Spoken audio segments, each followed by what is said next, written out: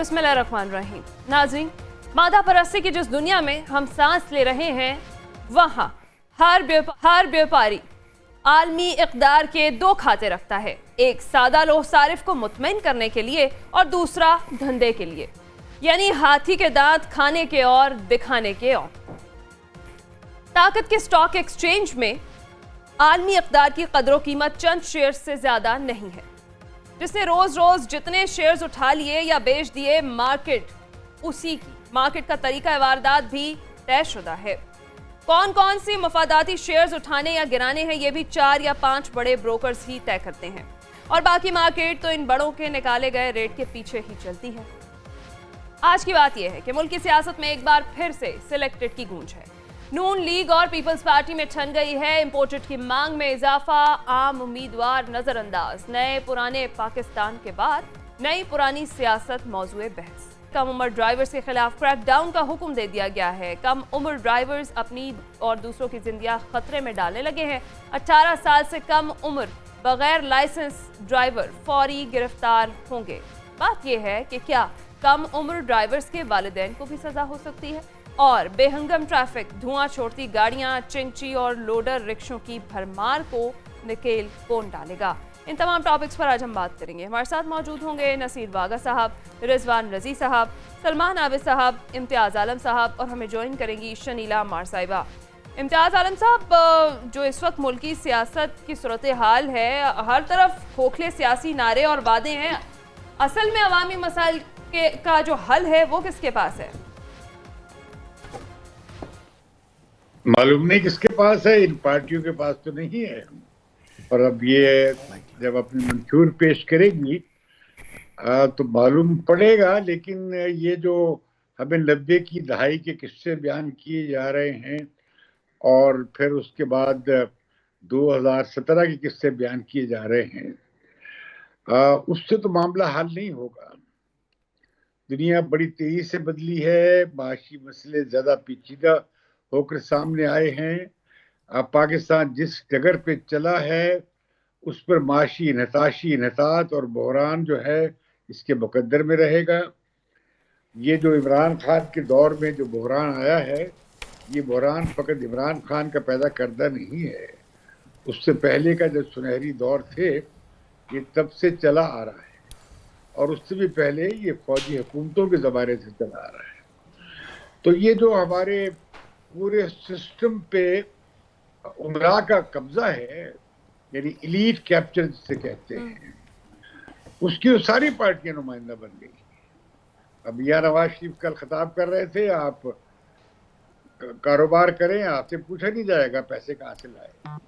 यानी बात क्या कह रहे हैं कि मनी लॉन्ड्रिंग की इजाज़त होगी। ये कोई बात करने की है क्या? ये आप इश्तहाएं देंगे, ये मोटिव्स देंगे अपने बिजनेस सेक्टर को। फिर ये कि वो मांगते क्या, वो कहते हैं टैक्स खत्म कर दें, टैक्स कम कर दें, हमें इंटरेस्ट जो है रेट्स कम कर दें। वो सारी राहत मांगते हैं, लेकिन बाद में ये गारंटी देने के लिए वो तैयार नहीं है कि वो बरामदात कितनी बढ़ाएंगे और पैदावार कितनी बढ़ाएंगे और जीडीपी ग्रोथ कितनी करेंगे। इसी तरीके से आप देखेंगे कि अभी फिर IMF प्रोग्राम के बाद सामने आई ये बात, वज़ीर ख़ज़ाना मोहतरमा ने फरमाया है कि हम रिटेल सेक्टर पे और ये जो है रेंटेड ये जो और एस्टेट बिजनेस है, यानी तामीराती शोबा कह ले, वो लोगों का उन पर हम टैक्स नहीं लगाने। तो फिर आप टैक्स किस पे लगाएंगे? अलमिया ये है कि जो IMF शराइत पेश करता है उसमें यह है कि जी आप अपने अखराजात कम करें। हम अपने अखराजात कम नहीं करते। वो कहते हैं कि अच्छा आप एग्जाम्पशंस ख़त्म करें जो टैक्सों पे दी हुई हैं उमरा को, आप वो नहीं करते। वो कहते हैं जी अच्छा आप अपनी आमदनी बढ़ाएं, आमदनी बढ़ाने की ज़रूरी है कि आप टैक्स बढ़ाएं या अपने अखराजात कम करें। अब वो टैक्स भी उमरा पे लगाने की तैयार नहीं है। अब तो लिहाजा ऐसे मामला कैसे चलेगा? और अब मैं समझता हूँ कि ये जो इंतखाबात आने जा रहे हैं, हम मीडिया को भी चाहिए कि ये जो माशी मामलात हैं इन पर हम बहस अगर सियासतदान ना भी करना चाहते हो, हम उन्हें मजबूर करें कि वो इन इश्यूज को टैकल कर सके और एड्रेस कर सके। اب مثال کے طور پہ اب یہ کہا جا رہا ہے کہ 4% جو ہے ہو گیا ہے سرکولر ڈیٹ گیس کا اور بجلی کا. اب نواز شریف صاحب نے لاہور چیمبر میں یہ سوالات پوچھتے لوگوں نے جب سوالات کیے تو انہوں نے پوچھا کہ بتائیں ہم کیسے حل کریں. دلچسپ بات ہے کہ پورے چیمبر سے کوئی ایسا جواب نہیں آیا یا تجویز نہیں آئی. وہ پوچھ رہے تھے بھائی آپ تجاویز دیں کہ بھائی اسے ہم کیسے ختم کریں گے. تو میں سمجھتا ہوں کہ یہ بات بھی غور کرنے کی ہے کہ یہ جب بجلی کے منصوبے لگائے گئے تھے جن کی ترقی کے نام پہ یا جن کی پیداوار کے نام پہ اس سال بھی ووٹ اگلے سال بھی ووٹ مانگے جائیں گے یا اس سال کے آخر میں ووٹ مانگے جائیں گے، تو ان سے پوچھنا چاہیے کہ یہ جو جس شرائط پر آپ نے یہ لگائے تھے اور جتنی مقدار میں آپ نے لگائے تھے اس کا کیا اس کا خمیازہ ہم آج تک بھگت رہے ہیں کہ وہ وائبل نہیں ہے. اس سے نہ انڈسٹری چل سکتی ہے نہ ہمارے عوام اتنی مہنگی بجلی خرید سکتے ہیں. تو یہ میں سمجھتا ہوں کہ یہ اب IMF نے یہ بھی اٹھایا ہے سوال، یہ جو بنائی گئی ہے اسپیشل ٹاسک فورس انویسٹمنٹ کی فیسیلیٹیشن کے لیے SIFC جو بنائی ہے جی بھائی اس کا کیا مطلب ہے؟ اب آپ دیکھیں کاریگری کیا ہے. ایک ایکسپورٹ پروموشن بیورو ہے، اس میں ہم نے ایک چھوٹی سی امینڈمنٹ کی اور آئین سے بالا وفاقی حکومت سے بالا وفاقی کابینہ سے بالا اور صوبوں سے بالا ہم نے ایک سپر ادارہ بنا دیا ہے جو تمام طرح کے فیصلے کرے گا اور اس پہ ان لوگوں کے ساتھ مل کے فیصلے کرے گا جن کا کام صرف ملک کا دفاع ہے اور وہ سلامتی کے امور جانتے ہیں. لیکن وہ مجھے بتائیں کہ وہ کیسے یہ جو معاشیات کے پیچیدہ معاملات ہیں جو انتہائی ٹیکنیکل اور پروفیشنل ہیں اور انتہائی باریکی کے ہیں اور مختلف نوعیت کے ہیں، وہ کیسے اس پہ کوئی ایڈوائس دے سکتے ہیں. ٹھیک ہے. تو میں سمجھتا ہوں کہ یہ جو سارا معاملہ ہمارے ملک میں چلا جا رہا ہے، ہم غلطیوں سے سیکھنے کی بجائے انہیں زیادہ انٹرنچ اور زیادہ مضبوط کرتے جا رہے ہیں، غلطیوں سے سیکھنا جس سے چاہیے. مجھے تو کوئی امید نہیں لگتی کہ آئندہ کوئی بہتری آئے گی. چلیں نصیر واگا صاحب، جس طرح سے ابھی امتیاز عالم صاحب کہہ رہے ہیں کہ ہم غلطیوں سے سیکھنے کی بجائے بار بار وہی غلطیاں دہرا رہے ہیں اور جو موجودہ صورتحال ہے ملک کی اس میں سب کو مل کر کام کرنا ہوگا، خاص طور پر جو معاشی صورتحال ہے. کیا لگتا ہے آپ کو کہ پرانے اختلافات بلا کر نئی سیاست کا آغاز ممکن ہوگا؟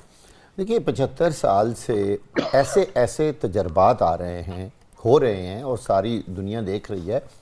امتیاز عالم صاحب نے جن چیزوں کی طرف اشارہ کیا ہے، یقین جانیں اس وقت پاکستان کے لیے یہ اتنی امپورٹنٹ چیزیں ہیں. آپ یہ دیکھ لیں کہ right man for the right job ہے ہی نہیں. وہ لوگ جن کا کام کچھ اور ہے اور ان کو ذمہ داری کچھ اور دی جا رہی ہے. جب تک یہ نظام پاکستان کے اندر رائج رہے گا تو پاکستان کا نظام ناکام ہی رہے گا. آپ جب ایک ڈاکٹر کو ڈاکٹر والا کام نہیں دیں گے، انجینئر کو انجینئر والا کام نہیں دیں گے، ایک اکانومسٹ کو اکانومی کے حوالے سے کام نہیں دیں گے. اس میں سب سے اہم بات تو یہ ہے کہ جو ہمارے سیاستدان ہیں ان کی جو کوالیفیکیشن ہے وہ ساری دنیا کے سامنے ہے. جب BA صرف کی تھی تو چیخیں نکل گئیں، پھر کہا جی ان پڑھ کو بھی لے آئیں گے. تو مجھے یہ بتائیے، جب آپ کے الیکٹیبلز ماشاءاللہ جس کا بار بار ذکر ہوتا ہے جی فلاں بندہ الیکٹیبل ہے، الیکٹیبل کیا ہوتا ہے بھئی؟ وہ جس کو الیکشن کا فن آتا ہو، جو جیتنا جانتا ہو، اس کو الیکٹیبل کہتے ہیں. ٹھیک ہے، اور وہ انتخاب میں جیت بھی جاتا ہے. لیکن ٹیکنیکلی جب وہ وزیر بنتا ہے تو اسے کچھ پتہ نہیں ہوتا. وہ سارا نظام نیچے سیکٹری سارے لوگ چلا رہے ہوتے ہیں اور وہ صرف ایک سائننگ مشین کے طور پر. بلکہ میں آپ کو سچ بتاؤں، جو اہم فیصلے ہوتے ہیں وہ صرف سیکریٹری حضرات ہی کرتے ہیں، ان کو تو وہ بھی نہیں کرنے دیتے. جب آپ کا ملک کا جو اصل نظام ہے، جو سیاستدان ہیں، جو لوگ میٹر کرتے ہیں، جو اس ملک کی سب سے اہم سیٹوں پہ بیٹھے ہوتے ہیں، جب ان کو ہی کچھ نہیں آتا تو مجھے بتائیں یہ سارے سیاستدان یہ اتنی بڑی بڑی جو حکومتیں قائم کر کے بیٹھے ہوئے ہیں کہ ان کا آؤٹ پٹ کیوں نہیں آتا؟ اس کی وجہ ہی صرف یہ ہے، جب میاں نواز شریف صاحب کہتے ہیں جی ہم نے تو بڑی اکانومی کی چیزیں بنائیں لیکن اس پہ عمل درآمد انڈیا نے کر لیا. آپ صرف بھارت کے وزراء کی کوالیفیکیشن چیک کر لیں، میرا خیال ہے اس سے سب سے اعلیٰ جواب جو ہے وہ وہی ہمارے ملک کے سارے نظام کا مل جائے گا کہ اصل خرابی ہے کہاں. جب تک ہم نے اپنے نظام میں یہ تبدیلی نہیں لے کے آنی، آپ بھول جائیں یہاں الیکشن سارا کچھ ہوتا رہے گا لیکن رزلٹ زیرو آئے گا. ٹھیک ہے. رضوان رضی صاحب، بلاول بھٹو صاحب جو ہے نا روزانہ کی بنیاد پر کچھ سیاستدانوں کو مشورے دیتے ہوئے دکھائی دے رہے ہیں. وہ اب یہ کہہ رہے ہیں کہ دائیں یا بائیں نہیں، عوام کی طرف دیکھیں. یہ ان کی جانب سے سیاسی جماعتوں کو بھی مشورہ ہے، تو پھر خود کیوں کسی آشرواد کے وہ خواہاں ہیں؟ دیکھیں، میں نے کل بھی عرض کیا تھا کہ یہ الیکشن کیمپین پہ نکل پڑے ہیں اور اس وقت وہ فیلڈ میں اکیلے ہیں، اور وہ جو کہتے ہیں اس کا جو ہے وہ زیر بحث آتا ہے پروگرامات کے اندر. ایک بات میں کرنا چاہوں گا، انڈیا کی پارلیمنٹ کے اندر کرمنلز کی ریشو جو ہے وہ دنیا کی کسی بھی پارلیمنٹ سے سب سے زیادہ ہے. پچھلے دنوں وہاں پہ رپورٹ آئی تھی کہ کتنے قاتل ہیں، کتنے سیریل کلر ہیں، کتنے ریپسٹ ہیں، کتنے ڈکیت ہیں، کتنے گینگسٹر ہیں، اور وہ اتنا الارمنگ نمبر تھا. وہاں پہ جو 2-4 تقریریں کرنے والے وہ ریزرو سیٹوں سے لے کے آ جاتے ہیں، آپ ان کو نہ دیکھیے. جو جنرل وہاں پہ الیکشن ہوتا ہے اس کی ہے. ورنہ یہ میرے بھائی جو ہیں یہ روزانہ بات کرتے ہیں right man for the right job. ویسے یہ بات تو امتیاز عالم کو کہنی چاہیے تھی جو میں کہنے لگا ہوں. میرے بھائی میری یہ بھی گائیڈ لائن کر دیں کہ ایک صاحب توپ خانے سے ریٹائر ہوتے ہیں، سارے ان کے کورسز توپ خانے کے ہوتے ہیں، ٹریننگ توپ خانے کی ہوتی ہے، اور ریٹائرمنٹ کے اگلے دن وہ آپ کو اور مجھے بتا رہے ہوتے ہیں کہ فوجی یوریا کیسے بنتی ہے، ٹھیک ہے، اور دلیا کیسے بنتا ہے. اور میرا مطلب ہے یار وہاں پہ بھی right man for the right job کر لیا کریں اور اس کا بھی کبھی ذکر کر دیا کریں. اشارہ تو کیا ہے، ذکر صرف ساڑھی ذمہ داری ہے. اینی ہاؤ دیکھیں اس وقت جو ہے کیس جو ہے پچھلے دنوں وہ جو آپ نے ابھی فکرہ کہا کہ لاہور چیمبر کے پاس گئے، امتیاز عالم صاحب نے کہا، میاں نواز شریف صاحب انہوں نے کہا کہ آپ بتائیں یہ ہم کیسے ختم کریں سرکولر ڈیٹ. بھئی جن کی وجہ سے سرکولر ڈیٹ کھڑا ہوا ہے، آپ اور جو اس سرکولر ڈیٹ کے اوپر کھڑے ہوئے ہیں، آپ ان سے پوچھ رہے ہیں کہ سرکولر ڈیٹ کیسے ختم کریں. یہ جو 16 ماہ کی گورنمنٹ گزری ہے گزشتہ حکومت کی، پی ڈی ایم کی، اس میں انہوں نے بورڈ ری کانسٹیٹیوٹ کیا لیسکو کا، اور نتیجے کے اندر بجلی چوری میں اضافہ ہو گیا، کیونکہ لیسکو کے بورڈ کے اندر جو لوگ تھے وہ اپروچیبل تھے. پارٹی کی بنیادوں کے اوپر، رشتہ داری کی بنیادوں کے اوپر ان بورڈ ممبرز کو اپروچ کر کے بہت ساری انڈسٹریز نے اپنی چوری کی شرح کے اندر اضافہ فرما لیا، اور اہل لاہور کو اس چوری کے بجلی کا بھی بل ادا کرنا پڑا. آپ اس سے اندازہ فرما لیجئے کہ اب اسی بزنس کمیونٹی کے پاس نواز شریف صاحب جو ہے میر کیا سادہ ہیں، بیمار ہوئے، جس کے سبب اسی اتار کے لونڈے سے دوا لیتے ہیں. اب اسی بزنس کمیونٹی سے پوچھ رہے ہیں کہ وہ بتائیے بھائی انہی کی وجہ سے سرکولر ڈیٹ کھڑا ہوا ہے، یہ چوری ہوتی ہے، پلفرج ہوتی ہے، اور وہ جو ہے وہ پائل اپ ہوتی جاتی ہے، اور پھر وہ ایک بہت بڑا فگر بن جاتا ہے. تو میرا خیال یہ ہے کہ ابھی بہت ساری چیزیں، بہت سارے سوالات جو ہیں وہ ہونے والے ہیں. ان سے بلاول صاحب اس طرح کے سوالوں کے جوابات کو اوائڈ کرتے ہوئے پھل جھڑیاں چھوڑتے رہتے ہیں. تو ٹھیک ہے، دیکھ رہے ہیں ہم. ٹھیک ہے. شلیلہ صاحب، آپ بلاول بھٹو صاحب کی بات کرتے ہیں. انہوں نے ایک اور بات کی، انہوں نے کہا ہے کہ پاکستان کی سب سے بڑی دشمن وہی پرانی سیاست ہے، اور غریب، غربت، مہنگائی، بے روزگاری کا حل صرف پیپلز پارٹی کے پاس ہے، اور پرانے سیاستدانوں کے پاس عوام کے مسائل کا کوئی حل نہیں ہے. پیپلز پارٹی کیا کوئی ابھی نئی جماعت بنی ہے، یا پھر کیا ری لانچ ہو کر آ رہی ہے؟ کس طرح سے دیکھتی ہیں آپ؟ دیکھیں، ابھی رضوان رضی صاحب نے کہا نا کہ بلاول بھٹے جو ہیں وہ ایسے لطیفے چھوڑتے رہتے ہیں، تو ہمیں اس کو انجوائے کرنا چاہیے. بلاول صاحب جب یہ بات کہتے ہیں کہ پرانی سیاست جو ہے اس کو چھوڑنا ہوگا، تو آپ نئی سیاست میں کون سا منشور دے رہے ہیں عوام کے لیے؟ کون سے آپ کے پاس چیزیں ایجنڈا ہے؟ آپ بھی تو پرانی سیاست کریں، الزامات کی سیاست کریں. جب آپ آ رہے ہیں تو صرف تقریروں میں جا کے الزامات ہی لگا رہے ہیں. نئی سیاست میں یہ کام نہیں ہونا چاہیے تھا. دوسرا، جب آپ کہتے ہیں کہ بزرگوں کو موقع مت دیں، آپ نوجوان قیادت پہ اعتبار کریں، تو آپ ایک بزرگ والد کے ساتھ بیٹھ کے یہ بات کرتے ہیں. کیا آپ نے اپنی جماعت میں سے سید نوید قمر کو نکال دیا، خورشید شاہ کو نکال دیا، رضا ربانی کو نکال دیا ہے، یوسر رضا گیلانی کو نکال دیا ہے، شہری رحمان کو نکال دیا؟ اگر آپ نے ان بزرگوں کو نکال دیا ہے تو آپ دوسری جماعتوں کو بھی کہیں کہ وہ بزرگ ہو چکے ہیں، ان میں بھی اتنی نوجوان ہے جتنے آپ کی پارٹی کے اندر. شہری رحمان کو بزرگ نہ کہیں. हाँ चलो जी, मैं वो वापस ले लेती हूँ। अभी बात यहाँ पे हो रही थी बचत करवा दी सियासतदानों आपकी रजी साहब ने। अच्छा सियासतदानों पे बात हो रही थी। देखिए बड़ा आसान होता है सियासतदान को मौतूब ठहरा देना। क्या अयूब खान के पास क्वालिफिकेशन थी 10 साल यहाँ पे हुकूमत करने की? क्या याह्या खान के पास क्वालिफिकेशन थी? क्या जनरल जियाउल हक के पास थी? क्या जनरल मुशर्रफ के पास थी? आप सियासतदानों की क्वालिफिकेशन तो उठा के मांगना शुरू कर देते हैं। इन डिक्टेटरों से भी मांगे कि आप 10 साल इस मुल्क के अंदर बैठ के हमारे ऊपर जहादी कल्चर लगा के, कलेक्शन कोफ हमें दे के, इस मुल्क का पूरा सियासी निजाम, इस मुल्क का पूरा माशियती निजाम तबाह बर्बाद करके फिरका वारियत यहाँ घुसा के चले गए हैं। इलेक्टेबल्स कौन लेके आ रहे हैं? यही आपके ये जो डिक्टेटर्स बैठे हुए थे। इस इलेक्टेबल की सियासत को खत्म किया जा सकता था अगर सिस्टम को चलने दिया जाता। हर 10 साल के बाद तो आप सिस्टम को ब्रेक लगा देते हैं। उस ब्रेक के अंदर से उस सियासतदान ने अपनी स्पेस निकालनी है ना। सियासतदान मरीख से उतर के तो नहीं जाएगा जाके अपनी स्पेस लेने के लिए, इसी सिस्टम के अंदर से लेगा।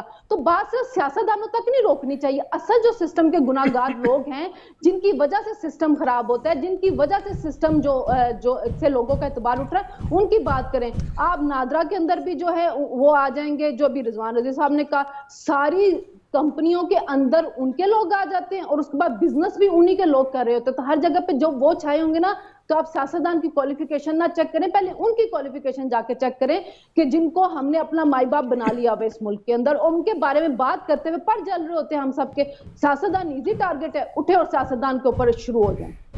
ठीक, सलमान आबिद साहब, नए पुराने पाकिस्तान के बाद अब नई पुरानी सियासत जो है वो मौजूए बहस है, आप क्या कहेंगे? देखिए जी, मसला ये है कि ये सियासतदान हो, ब्यूरोक्रेट हो, इस्टेब्लिशमेंट हो, तीनों की अगर मामला को देख लें, सुनीला की बात को मान लें कि सिर्फ सियासतदान क्यों, इन सब ने पाकिस्तान को कहाँ पहुँचाया है ये तो बता दें।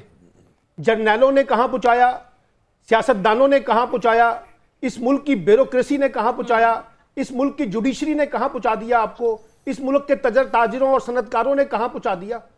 सवाल यह है कि मातम कहाँ से करें। ये जो लतीफ़ा है ये सिर्फ बिलावल तक महदूद नहीं है। पाकिस्तान की तमाम सियासी जमातों के लोग और गैर सियासी अफराद अपनी अपनी सतह के ऊपर पाकिस्तान के अंदर लतीफ़ा गोई का एक कारोबार करते हैं और ऐसे ऐसे लतीफ़े सुनाते हैं। कोई हमें आज की दुनिया में बता रहा है कि 40 रुपये और 50 रुपये का डॉलर हो सकता है। कोई हमें बताता है कि वो 120 दिन के अंदर या 100 दिन के अंदर आके मुल्क को तब्दील कर देगा। एक साहब आते हैं, शहबाज शरीफ साहब, वो कहते हैं 6 महीने के अंदर अंदर ये मुल्क पेरिस बन जाएगा, फ्रांस बन जाएगा, जर्मनी बन जाएगा। हम तो ये लतीफ़े सुनते हैं, जर्नैलों से भी सुने हैं। किसी ने कहा कि इस्लामी इनकलाब आ जाएगा, किसी ने कहा डेवोल्यूशन ऑफ पावर आ जाएगा, किसी ने कुछ कहा, सब कुछ सुना हमने।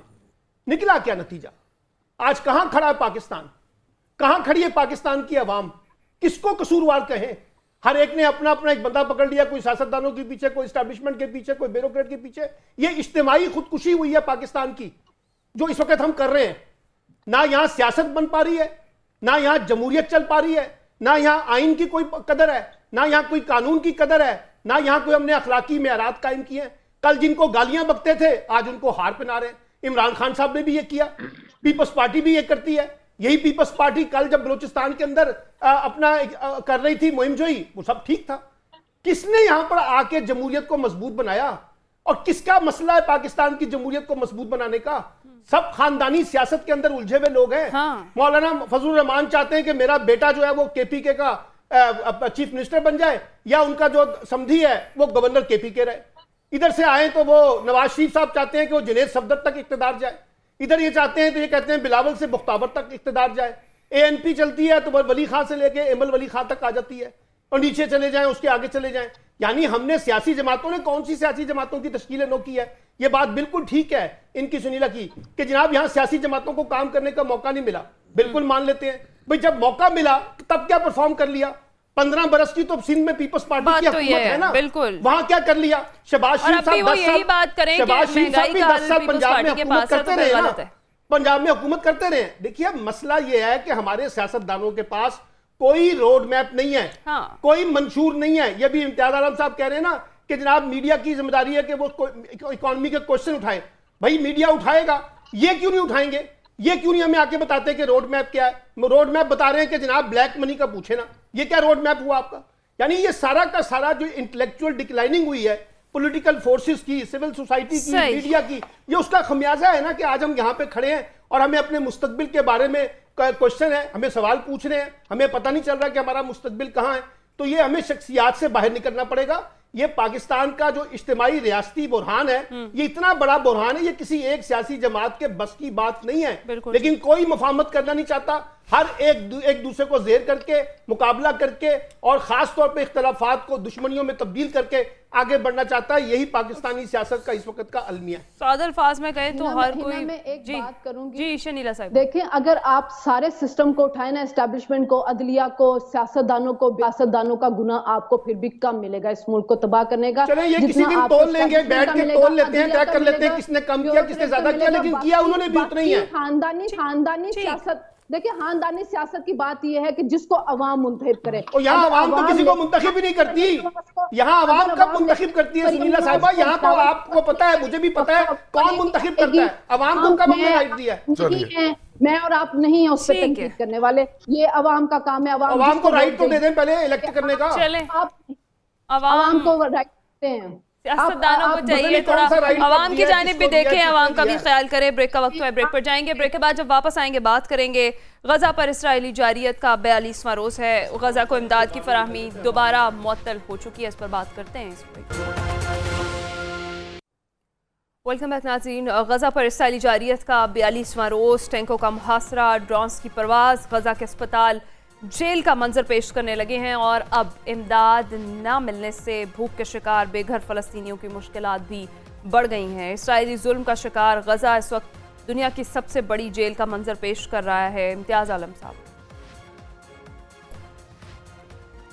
एक कि मैं गजा के दिलखराश वाक़यात पे बात करूं, मैं आपसे कहना चाहूँगा कि जो पिछली राउंड में गुफ्तगू हुई उसके बारे में मैं 2-3 बातें करना चाहता हूँ। एक तो हमें बैठकर सियासतदानों की सुबह शाम दुर्गत नहीं बनानी चाहिए, और हमारे दोस्तों ने ये फ़र्ज समझ लिया है, सुलेमान आबिद साहब ने ख़ास तौर पे, कि सबकी दुर्गत बनानी है, सियासतदानों के पल्ले छोड़ना नहीं है। अगर सियासतदान अच्छे नहीं हैं तो हमें अच्छे सियासतदान लाने की कोशिश करनी चाहिए। और दूसरी बात ये कि ये कोई लतीफ़ा कोई नहीं कि जो आप यहाँ बयान ठट्ठा लगाया जा रहा है। बिलावल भुट्टो ने 3-4 बड़े अहम ऐलान किए। एक तो उन्होंने ये कहा है कि भाई आप लाडला न बने, आप जो नारा लगा रहे थे वोट को इज्जत दो का, उस पर आप कायम रहते, आप क्यों नहीं कायम रहे? ये बड़ा अहम नुक्ता है। दूसरा, पीपल्स पार्टी कह रही है कि सबको शामिल किया जाए इंतखाबी अमल में मसावी तौर पे, इसमें तहरीक इंसाफ भी शामिल है। ये बड़ा जमहूरी स्टैंड है, मैं तो इसकी मुखालफत नहीं कर सकता। अब फिर उन्होंने 4-5 इंतखाबी मुद्दे भी उठाए, मसलन बेनज़ीर कार्ड के अलावा उन्होंने किसान कार्ड, मजदूर कार्ड की बात भी की है। और अगर वो बेरोजगार ग्रेजुएट्स जो हैं उनके लिए कोई जैसे भुट्टो साहब ने किया था, सिपाहीदारिश बनाई थी, वैसा प्रोग्राम दे दें तो ये बड़ा फर्स्ट क्लास जबरदस्त सोशल डेमोक्रेटिक एजेंडा होगा। अच्छा, जो एक और तरह की नुक्ता नजर की नुमाइंदगी करेगा। इसी तरह हम समझते हैं कि तहरीक मुस्लिम नवाज को भी अपना कोई एजेंडा सामने लाना चाहिए। पीटीआई को भी अपनी पिछली हुकूमत की कमजोरियों और गलतियों से सीखते हुए जो तब्दीली की बात वो करते हैं उससे कोई कॉन्क्रीट शक्ल देनी चाहिए, ताकि हमें उकसाना चाहिए, मीडिया को फिजा बनानी चाहिए कि पार्टीज कोई ठोस एजेंडा दें। अगर आप मुझे इजाजत दें तो मैं अभी बात गजा पे कर लेता हूँ। देखिए, जो इजराइल का प्लान था वो आलमी कुव्वतों, खास तौर पे अमेरिका और यूरोप की मदद से इजराइल की जो इंतहाई गैर मकबूल हुकूमत है नेतन्याहू की, और इंतहाई दाएं बाजू की फाशिस्ट हुकूमत है, वो तकरीबन आखिरी मरहल में चली गई है। वो गजा को उन्होंने नाकाबिले रहाइश बना दिया है, वहाँ पे अब इंसान नहीं रह सकेंगे, खास तौर पर शुमाली गजा में। और अब तो वो घुस गए हैं, उन्होंने अस्पताल भी तबाह कर दिए हैं और लोग मर रहे हैं बगैर पट्टी के और मरहम पट्टी के, और कोई फैसिलिटी ये भी ख़त्म हो गई है। और इसकी खुद अमेरिकी सदर ने तायद की है कि भाई वो जो शिफा अस्पताल था उसके नीचे उन्होंने कमांड सेंटर बनाया हुआ था। खुद सदर बाइडन ने ये बात कही है। मैं समझता हूँ ये अफसोसनाक बात है, और साथ ही वजारत दिफा अमेरिका ने ये इकरार किया है कि उनके पास कोई इसकी एविडेंस अभी तक नहीं आई है। वो चंद बंदूकें बरामद कर ली हैं, जिस तरह पंजाब पुलिस बरामद कर लेती है किसी को टेररिस्ट साबित करने के लिए, इसी तरीके से उन्होंने वहां पे गजा के अस्पताल में किया है। तो जेनोसाइड हो चुका है। ये अब जो आ रहा है कि जेनोसाइड बंद किया जाए, वो जेनोसाइड हो गया है। इससे पहले 1982 में हुआ था लेबनान में, जहां पीएलओ और डीएफएलपी और पीएफएलपी के खिलाफ कार्रवाई की थी, और वहां पे फिर आपने देखा कि एक बड़ी ही जबरदस्त तंजीम उभर के आई। अभी वो लेबनान में अभी भी लड़ रहे हैं इजराइल के खिलाफ। तो जब ये 1982 में कार्रवाई हुई थी, उसके बाद ख्याल था कि जी अब तो ये पीएफएलपी और डीएफएलपी और ये अल-फतह की नाम की तंजीमें खत्म हो गई हैं। तो हमने देखा कि उसके बाद हमास वजूद में आ गई। अब हमास को खत्म करेंगे तो उसके बाद क्या होगा? उसके बाद कोई नई हमास पैदा हो जाएगी, क्योंकि जब तक फिलिस्तीन का मसला हल नहीं होता, और ये बुनियादी तौर पर यहूदियों और मुसलमानों, ईसाइयों यानी अरबों और यहूदियों के दरमियान बकाए बाहम का मामला है कि ये इजराइल की सलामती से भी कटा हुआ नहीं है और फिलिस्तीनियों की अलहदगी आज़ादी से भी जुड़ा हुआ है। जब तक फिलिस्तीनियों को आप उनकी आज़ादी नहीं देंगे और जो इलाके मकबूजा है वहाँ फिलिस्तीनी रियासत कायम नहीं होगी, ये मसला चलता रहेगा। अफसोसनाक बात यह है कि इसमें अरब ममालिक जो हैं उनकी जो मौका परस्ती और जो तमाशबीनी है वो हमारे सामने खुलकर सामने आ गई है। और ये जो हम मुस्लिम उम्मा के खाली नारे लगाते हैं, मैं समझता हूँ कि ये खोखले नारे हैं, दावे हैं। फिलिस्तीनियों के साथ सिर्फ अगर खड़ा हुआ है इस बहरान में तो सिर्फ ईरान खड़ा हुआ है, या वो लेबनान की तंजीम खड़ी हुई है, और कोई नहीं खड़े हुए। ठीक है सलमान आबिद साहब, 42वां रोज है गजा पर इसराइली जारियत का, और इसराइली बैंक का ये दावा है कि इसराइली मस्जिद को यौमिया $26 करोड़ का नुकसान हो रहा है। उसके बावजूद इसराइल सीज फायर पे तैयार नहीं है। क्या देखिए, इसराइल क्यों सीज फायर पे तैयार होगा? उसकी पुष्ट पर अमेरिका है, बरतानिया खड़ा है और बड़ी ताकतें खड़ी हैं। जब बड़ी ताकतें खुद उनको रोकना नहीं चाहती इसराइल को, और उसको लगाम नहीं डालना चाहती, जंग बंदी की तरफ नहीं जाना चाहती, सीज फायर नहीं करना चाहती, ये जो वहाँ पे जुल्म और बर्बरियत हो रहा है, वहाँ वो अमेरिका का मसला नहीं है, बरतानिया का मसला नहीं है, तो इसराइल का मसला कैसे हो सकता है?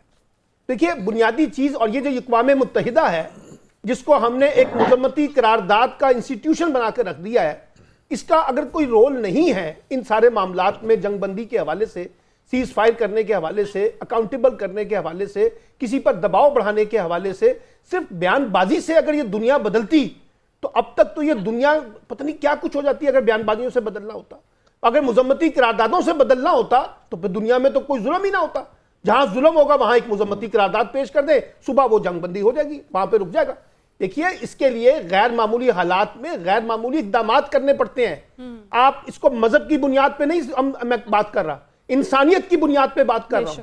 इंसानियत की बुनियाद पे अमेरिका का दिल कहां है, बरतानिया का दिल कहां है, इसराइल का रोना रो रहे हैं, अक़वाम मुत्तहिदा का दिल कहां बैठ गया बुझ के? वो क्यों नहीं बात कर रहा? क्यों नहीं बड़ी बात कर रहा? क्यों नहीं वो उन लोगों को अकाउंटेबल कर रहा? तो इसलिए ये अलमिया इस वक्त दुनिया की ताकतों का है, और ये दुनिया की बड़ी ताकतें और उसके नतीजे में पैदा होने वाला ये जो इंसानी बुरहान है, जिसमें हम बाकायदा इंसानों का कत्ले आम कर रहे हैं डंके की चोट पे, ताकत की हुक्मरानी के नशे में, उसको कोई रोकने वाला नहीं है। अच्छा, उम्मत मुस्लिमा के बारे में तो मैं पहले ही कह चुका हूं कि यार ये एक अजीब सा हमें लगा दिया गया लॉलीपॉप, मुस्लिम उम्मा। भाई ये मुस्लिम उम्मा है क्या? कोई बताए तो, हमें तो ट्रांसलेट तो करके बताए। मुस्लिम उम्मा की उम्मा जो है वो कहीं और खड़ी है, और उम्मा के जो हुक्मरान हैं वो बड़ी ताकतों के साथ खड़े हुए, उनके मफादात उनके साथ जुड़े हुए। तो उन्होंने भी एक मुज़म्मती करारदाद का एक नया ढोंग रचाया हुआ है, उन्होंने भी एक बयानबाजी की हद तक अपने मामलात को रखा हुआ है। इसलिए मैं ये समझता हूं कि ये इसको मुस्लिम उम्मा या नॉन मुस्लिम के तौर पर ना देखें, इंसानियत के तौर पे देखें। तो बड़ी ताकतों को शर्म आनी चाहिए जिस किस्म की बर्बरियत इस वक्त वहां पर हो रही है। यानी आप देखिए ना, जंगों के भी कुछ असूल होते हैं, हमने तो यहाँ पे वो असूल भी छोड़ दिए। अस्पतालों को, इबादत गाहों को, बच्चों को, बच्चियों को, बूढ़ों को, सबको निशाना बनाया ना। क्या फर्क पड़ रहा है दुनिया की बड़ी ताकतों को? और ये जो बने हुए सियासी फोरम है, उनसे हमने क्या हासिल कर लिया? मुझे शलीला साहिबा, अब इमदाद जो है वो रुक गई है। अब इमदाद ना मिलने से भूख के शिकार बेघर फ़लस्तीनियों की मुश्किलात भी बढ़ गई हैं। इसराइली जुल्म का शिकार गज़ा जो है इस वक्त दुनिया की सबसे बड़ी जेल का मंजर पेश कर रहा है। क्या ख्याल है, दुनिया की बड़ी ताकतें और अक़वाम आलम खामोश तमाशाई क्यों बने हुए हैं? ये तो हम पहले दिन से इसी के ऊपर बात कर रहे हैं कि जो बड़ी ताकतें उनके अपने मफादात जुड़े हुए हैं इसराइल के साथ। आप ये देखें कि कल जो एक करारदाद पास होती है सलामती कौंसिल के अंदर, जिसमें अमेरिका भी जो है अब्सटेन करता है, बरतानिया भी करता है, इवन रूस भी कर लेता है। वो करारदाद पास हुई, इसराइल उसको मान रहा है, लेकिन वो करारदाद भी फलस्तीनियों के कोई इतने हक में नहीं थे। उसमें क्या है जी, एक रिक्वेस्ट की जा रही है कि आप आर्जी जंगबंदी कर लें, मुस्तकिल जंगबंदी क्यों नहीं हो सकती, आप हमें राहदारियां दे दें हैं इमदाद के लिए। ये भी एक उनसे भीख मांगी जा रही है। क्यों नहीं पाबंदियां लगाई जाती इसराइल के ऊपर? क्यों नहीं वो ममालिक जो अपने डिप्लोमेटिक रिलेशन इसराइल के साथ खत्म करते? क्यों नहीं उनकी जो ये तेल है, गैस है, इसकी फराहमी जो है उसको बंद करते? और जो हमारी मुस्लिम उम्मा है, बड़ा उन्होंने OIC का एक इजलास बुलाया था, लेकिन वो निश्तन, गुफ्तन और बर्खास्तन के अलावा कुछ नहीं था उसमें। कोई एक भी स्ट्रॉन्ग एलामिया उससे जारी हो सका था? कोई सिर्फ मजम्मत जो थी वो की गई कि जी हम मजम्मत करते इसराइल जो कर रहा था। आपको कोई स्ट्रॉन्ग किस्म का एलामिया जारी करना चाहिए था, आपको कोई पाबंदियां लगानी चाहिए थी, आपको कुछ तो अमली इक़दाम जो थे वो करने चाहिए थे। ये गजा वाले जो है ये आज बड़ी जेल नहीं बनी, सालों से बनी हुई है। और हम जो हमास के ऊपर इल्जाम लगा दिया जाता है बड़ी ताकतों की तरफ से, जी इन्होंने हमला किया और इन हमले ने उन्होंने इसराइल को मौका फराहम कर दिया। भाई इसराइल जो था उसने मौका ढूंढना ही था, क्योंकि नेतन्याहू जो था वो अपने मुल्क के अंदर बहुत कमजोर हो रहा था। जो जुडिशियल रिफॉर्म उसने की थी उसके खिलाफ प्रोटेस्ट हो रहा था। वो अब इस जंग को रोकेगा नहीं, वो इस जंग को बढ़ाता जाएगा। जो ग्रेटर इसराइल का उसका अपना ख्वाब है उसको पूरा करने के लिए हर मुमकिन कोशिश करेगा, और ये आलमी ताकतें उसको नहीं रोकेंगी क्योंकि वो उसके साथ है। आप बरतानिया में देख लें कि उसकी पार्लियामेंट के अंदर जो है वो उसके करारदाद जो आती है उसकी मजम्मत में पास नहीं हो पाती है, और फिर बरतानिया के अंदर वजीर दाखिला को निकाल दिया जाता है कि आप प्रोटेस्ट क्यों नहीं रोकते हैं। ये सारे मुल्कों के अंदर यही तमाशे चल रहे हैं। कश्मीर हो जाए, फलस्तीन हो जाए, यहाँ पे आपको दुनिया की जो है ना वो दोगलापन नजर आएगा। बिल्कुल ठीक है। वागा साहब क्या कहेंगे, क्यों है इतनी मुनाफकत, क्यों दो टोक मौक़िफ़ अपनाने से डर लग रहा है जो अक़वाम आलम है उसे? देखें, एक बात तो तय है कि ये जो गैर मुस्लिम बड़ी बड़ी क़ुव्वतें हैं उनकी आशीर्वाद के बगैर इसराइल की जुर्रत ही नहीं थी कि वो इतना बड़ा स्टेप उठाता।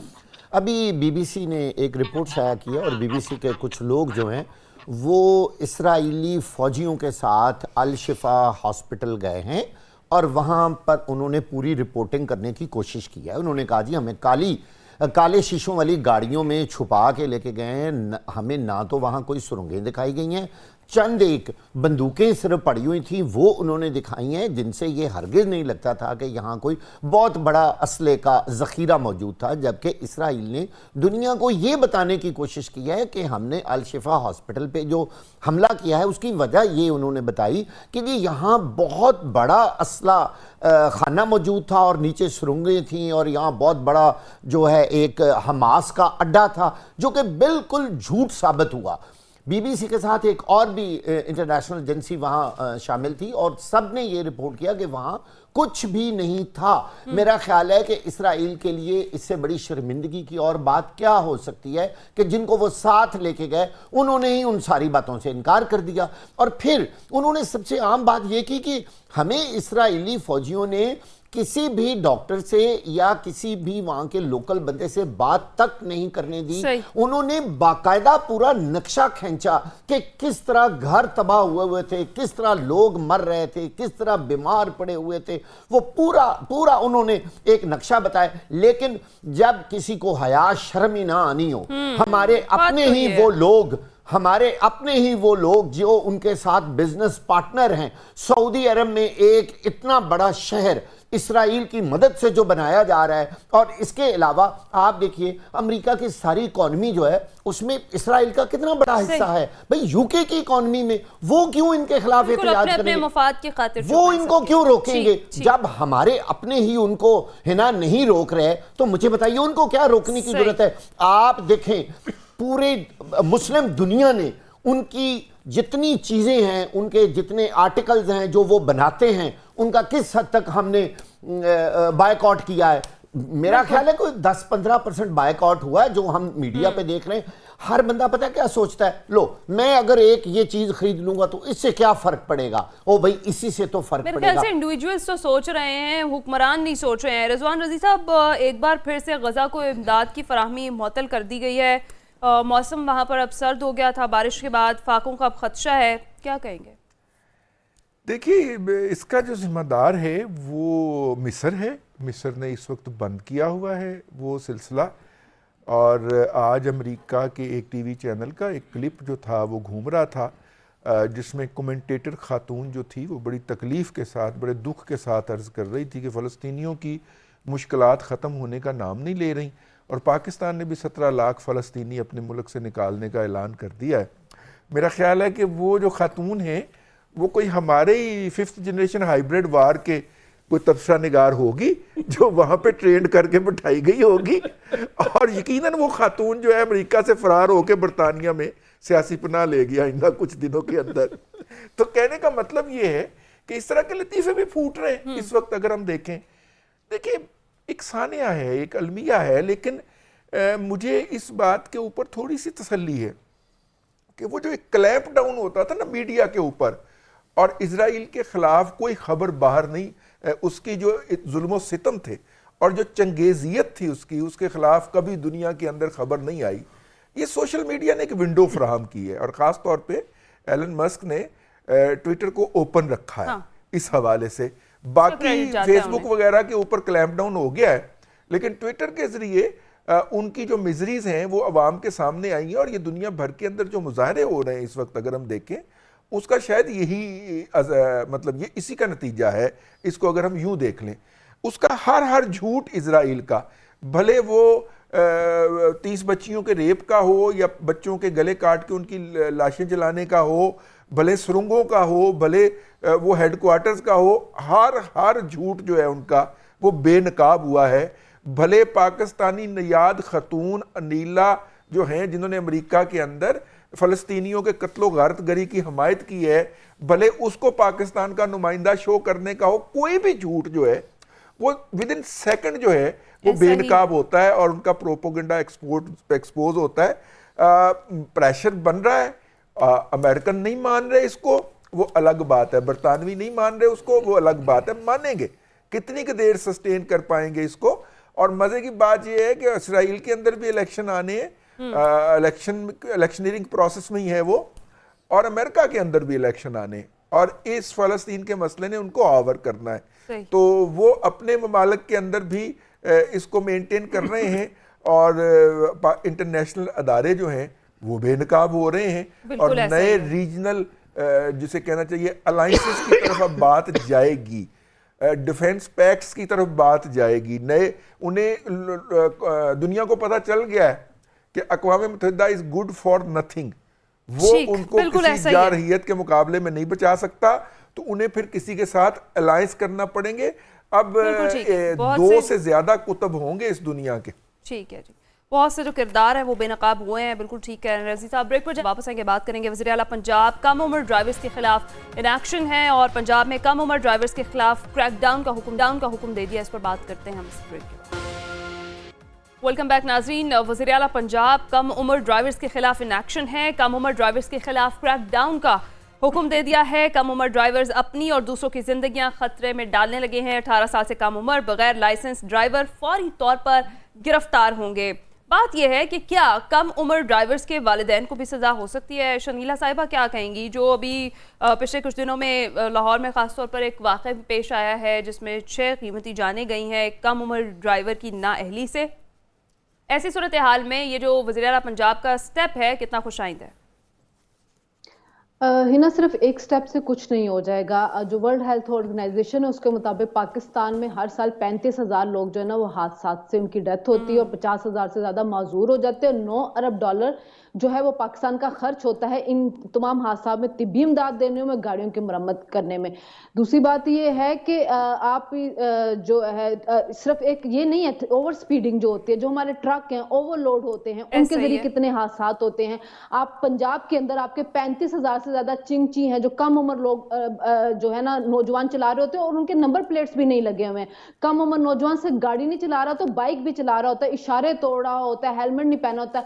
असल चीज ये है कि कानून बनाए, उस पर सख्ती से अमल दरामद करे। बाहर की दुनिया में इतनी मुश्किल से लाइसेंस मिलता है, कितने मराहिल तय करने पड़ते हैं, यहाँ पे बड़ी आसानी से लाइसेंस मिल जाता है। वहां पे 2-3 चालान के बाद लाइसेंस कैंसिल हो जाता है और बगैर लाइसेंस के कोई रोड पे नहीं आ सकता। यहाँ पे चालान जो है उसकी कीमत इतनी कम होती है कि वो लोग उसकी परवाह नहीं करते। असल चीज है कानून पे अमलदारी। दूसरी बात है कि यहाँ पे हर बड़ा बंदा जो होता है ना वो बच जाता है। ऐसा वाकया 2-3 साल पहले DHA इस्लामाबाद में भी पेश आया था और जिस लड़के ने ये हरकत की थी उसका बाप जो था वो जनरल बाजवा का कोर्समेट था और प्रेशर डाल के वो बात को दबा दिया गया था। आज भी जिस बच्चे ने ये हरकत की उसके वालिद का नाम लेने की जुर्रत नहीं हो रही है मीडिया के अंदर, ना कोई पूरा अभी तक नाम ले रहा और ना किसी के सामने उस फैमिली की कोई हकीकत आ रही है। जब तक आप बड़े लोगों को भी सजा नहीं देंगे तब तक आप मुल्क के अंदर जो मर्जी कानून साजी कर लें कुछ नहीं होगा। ठीक है रजी साहब, 73 लाख गाड़ियां रोड्स पर चल रही हैं लेकिन लाइसेंस सिर्फ 13 लाख के पास है, ये कितनी तशवीशनाक बात है? देखिए, इससे तशवीशनाक बात ये है कि ये इंटेंशनल किल और एक उस्ताद को मारा गया। वो फिजिक्स पढ़ाते थे जिनकी फैमिली के ऊपर ये गाड़ी चढ़ाई गई है और उन्होंने मना किया, समझाने की कोशिश की है इस नौ दौलतिये के साहबजादे को कि ऐसा आप ना करें। ये कोई शफकत साहब हैं जी जो प्रॉपर्टी का काम करते हैं और कैंटोनमेंट में उनका प्रॉपर्टी का बहुत बड़ा काम है और कैंटोनमेंट में उनके क्लाइंट्स कौन होते हैं ये शनीला बहन को मुझे बताने की ज़रूरत नहीं है। इस वजह से उनका नाम मीडिया पे नहीं लिया जा रहा। मैंने ले दिया एहतियातन क्योंकि FIR में दर्ज है। अच्छा। और ये तफसील जो मैंने अर्ज की है ये FIR में दर्ज है, यानी क्राइम रिपोर्टर FIR पढ़ने से आजिज़ हैं, आप उनके मुअस्सर होने का अंदाज़ा करें।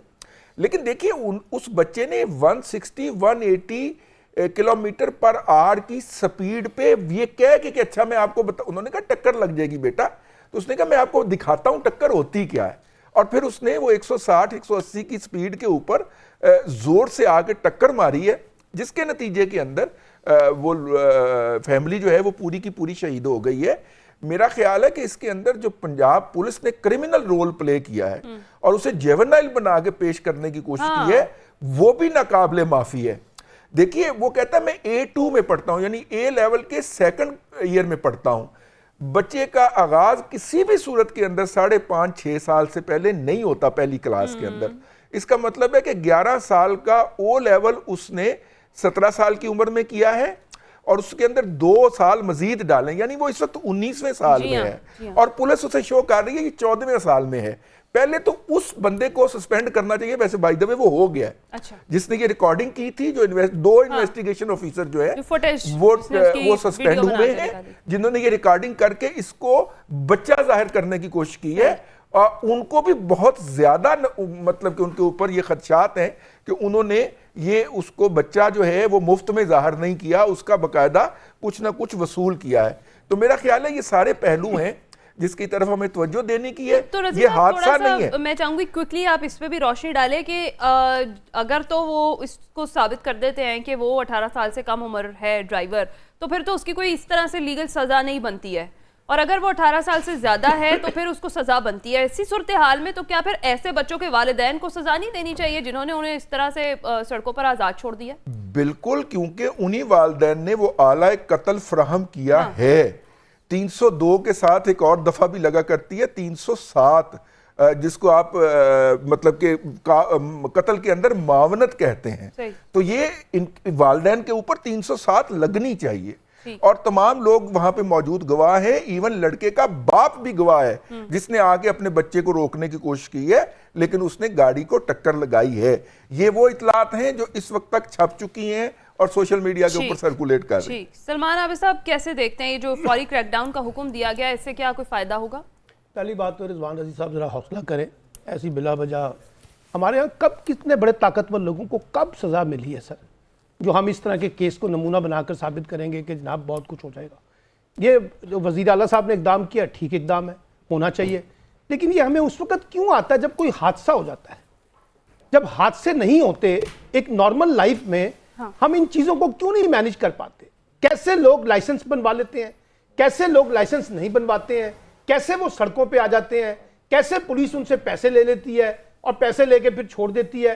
ये सारा का सारा हमारा जो एक क्रिमिनल किस्म का माइंड है, जो रूल ऑफ लॉ के कॉन्टेक्स्ट में, इसका इलाज जो है वो होना चाहिए। अभी ये 4-5 दिन, 6 दिन, 8 दिन गुजर जाएंगे, जब ये मामला ठंडा हो जाएगा तो फिर हमारे सामने कोई और नए इश्यूज आ जाएंगे। लेकिन अब ये ज्यादती तो है ना कि इस तरह से बच्चे जो हैं अगर वो गाड़ियां चला रहे हैं और बाकायदा वो उसको अपनी ओवर स्पीड पे जा रहे हैं और ज्यादतियां कर रहे हैं, लोगों को मार रहे हैं, लेकिन कानून की हुक्मरानी का मामला सिर्फ इतना तो नहीं है। यहाँ ऊपर से लेकर नीचे तक कानून की हुक्मरानी का तसव्वुर जो है वो बहुत कमजोर है। उसमें इस तरह के वाकयात जब होंगे तो ताकतवर जो है वो कुछ ले दे के अपनी जान छुड़ा लेता है, और ऐसा ही होता है। जी नसीर वागा साहब, आप क्या कहेंगे? जिस तरह से सलमान आबिद साहब ने एक नुक्ता उठाया है कि जिस तरह से लाइसेंस बनते हैं और जिसके पास जाते हैं, क्या कहेंगे? अच्छा, एक बात का हमें क्रेडिट देना पड़ेगा मौजूदा आईजी पंजाब डॉक्टर उस्मान अनवर को। अच्छा, मैं एज ए जर्नलिस्ट आपको बिल्कुल पूरी ईमानदारी से एक बात बता रहा हूँ कि मैंने अभी हाल ही में अपने बेटे का एक ड्राइविंग लाइसेंस बनाना था। मैंने अपनी पूरी पहले तो कोशिश की कि मैं इधर उधर से कोई राब्ते कर लूँ, लेकिन जब मुझे यकीन हो गया ना कि उसके टेस्ट के बगैर, और 2 टेस्ट मैं आपको बता रहा हूँ, एक इशारों वाला और दूसरा रोड टेस्ट, जब तक वो पास नहीं हुआ ना उसका लाइसेंस नहीं बना। मुझे हर जगह से ये जवाब आया, जनाब चूं करें या चां करें, जब तक टेस्ट नहीं होना ये लाइसेंस नहीं बन सकता। अच्छा। कम से कम ये क्रेडिट हमें देना चाहिए जो चीजें बेहतर हो रही हैं। असल प्रॉब्लम ये है कि हमारे यहाँ रूल ऑफ लॉ नहीं, बिल्कुल ठीक, कानून मौजूद है, हर चीज मौजूद है, कम उम्र ड्राइवरों के खिलाफ कुछ भी नहीं होता, जो गिरफ्तार होते हैं वो भी रिहा हो जाते हैं, जाली नंबर प्लेट हर गाड़ी के पीछे लगी हुई है, तो इसका क्या रिजल्ट निकलेगा? कानून जरूर मौजूद है लेकिन इम्प्लीमेंटेशन जो है वो नहीं है। और मेरे ख्याल से वो तो इंडिविजुअली हमें पहले अपने घर से ही शुरू कर देनी चाहिए। माँ बाप को खासतौर पर ख्याल रखना चाहिए कि अगर आपका बच्चा जो है उसके पास लाइसेंस नहीं है, वो कम उम्र है, तो आप उसे गाड़ी देकर या बाइक देकर बाहर सड़कों पर ना निकाले। वो अपनी जान के लिए भी खतरा है और वो दूसरों के लिए भी खतरा है। आज के प्रोग्राम से इतना अपना ख्याल रखिएगा, फीडबैक जरूर दीजिएगा।